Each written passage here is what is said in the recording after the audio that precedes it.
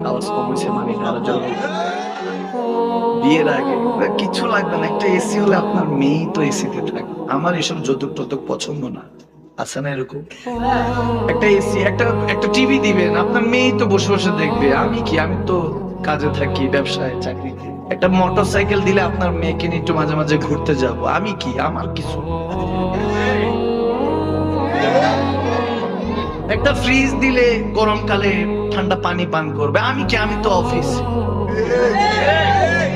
একটা air cooler দিলে, একটা একটা যদি এসি দেয়, আমি কি, আপনার মেয়ে ঠান্ডা বাতাস খাবে। আমারটা কি, আমি তো ফ্যানের বাতাস খাওয়ার জন্য অফিসে, ব্যবসায়, চাকরিতে। তারপর আসতে ওখানে শেষ না তো, একটা গাড়ি দিলে আপনার মেয়ে তো বাচ্চাদেরকে নিয়ে স্কুলে যাবে। আমার কি, আমি তো অফিসে। আওয়াজ দেয় না। এমনি কিন্তু ওনাকে জিজ্ঞেস করছে আপনি যৌতুক সম্পর্কে কি? যৌতুক একদম হারাম। কত বড় ফতুয়া দেখছেন? এর আগে দিয়ে যা চাওয়ার তা চাইয়া ফেলছে। এরকম যুবক এই সমাজে নাই।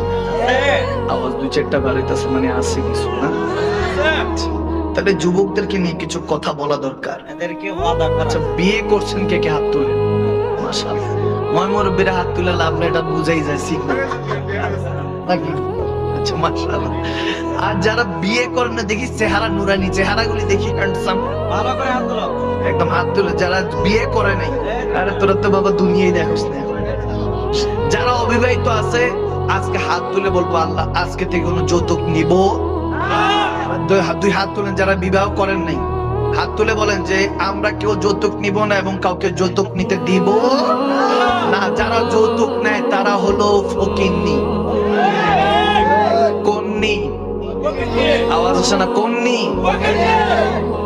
আল্লাহ কবুল করুন। আল বুয়ুতিন হাদিস এসেছে, যখন সুদ ঘুষ খাইতে মন চায় খান, হাসর মধ্যে উঠবেন ফ্যাট একটা এত বড়, তারপরে আল্লাহ বুঝে দিব। ওইটা যখন জাহান্নামে, ফি নারে জাহান্নামা খালিদিনা, চিরস্থায়ী জাহান্নামে আপনাকে নিক্ষেপ করবে, সেদিন বুঝবেন। আল্লাহ সুদ ঘুষ থেকে এই সমাজকে হেফাজত করুন। আমিন বলেন, আমিন বলেন। এগুলো নিয়ে কি বলবো এখন? ব্যাংকের নামে ইন্টারেস্ট দিয়ে, ওগুলি সুদ। ব্যাংকের পাবলিক টাকা রাখে তো কি ব্যাংকে টাকা রাখে না? বিদেশ থেকে কি ব্যাংকে টাকা পাঠায় না? ওটার ইন্টারেস্ট আসে না? ওটাই তো সুদ। এগুলো সব ইহুদি নাসারাদের ষড়যন্ত্র। আওয়াজ দেয় না, ঠিক না? ইহুদি নাসারারা গুনার নাম চেঞ্জ করে ফেলেছে। এই সুদ ঘুষের নাম ইন্টারেস্ট রেখে দিয়েছে। মিথ্যার নাম বলে এমনি বলছি, গীবত করে, চগলখড়ি করে, ক্রিটিসাইজ করে। এই গুনাহকে বলে যে এমনি গপসপ করছি। এগুলো সব ইহুদি নাসারাদের ষড়যন্ত্র। তারা মনে করে আমার নবী সিংহরা নাই, আমার নবী